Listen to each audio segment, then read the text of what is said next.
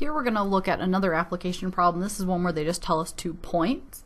But first thing we want to get our bearings on is what's x and what's y. So the nice thing is they give us a little graph to tell us the relationship between how many minutes we're on the phone and how much money we have left on some kind of calling card or something, right? So the more minutes we talk, the less money we have left.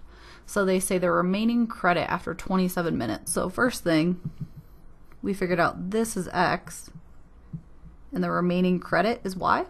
So when they tell us these scenarios, they're actually telling us points. So when they say after a 27-minute call, there's $21.22 left, they're telling us a point. And then they say after a 53-minute call, there's $17.58 left, they're giving us another point. And then their question is, what's the remaining credit after a 75-minute call? So they told us 2 points and they want to know another point. Well, how can we get there? So one big thing is, well, how much did it change from here to here?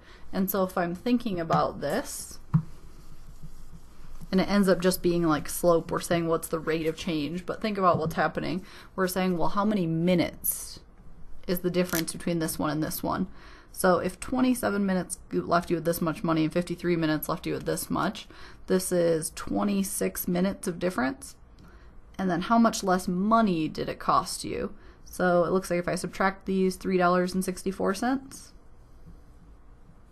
So the change in y over the change in x, or the change in the amount of money over the amount of minutes, was 26 minutes cost you $3.64.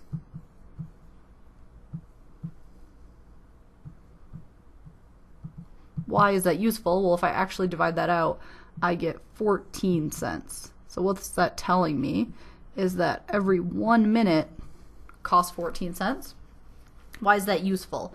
Because now I could say, okay, well, if I know what 53 minutes cost, now I know what 54 minutes cost. It's 14 more cents and 14 more cents every single time.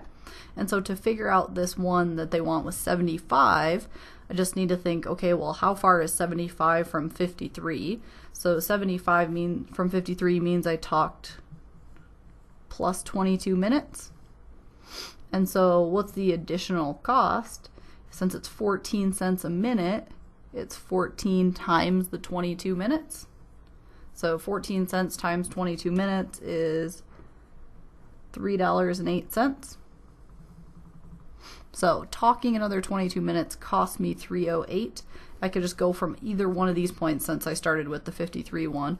So going from this point, it's going to be an extra $3.08. So if I only had $17 left, now I have 17 minus $3.08. So $14.50. So it's just like those ones with the slope and a point, except for you have to figure out the slope yourself by saying, okay, if it cost this much for 26 minutes, what did it cost for 1 minute? And once you know how much it cost for 1 minute, you could figure out any other point they're asking you for.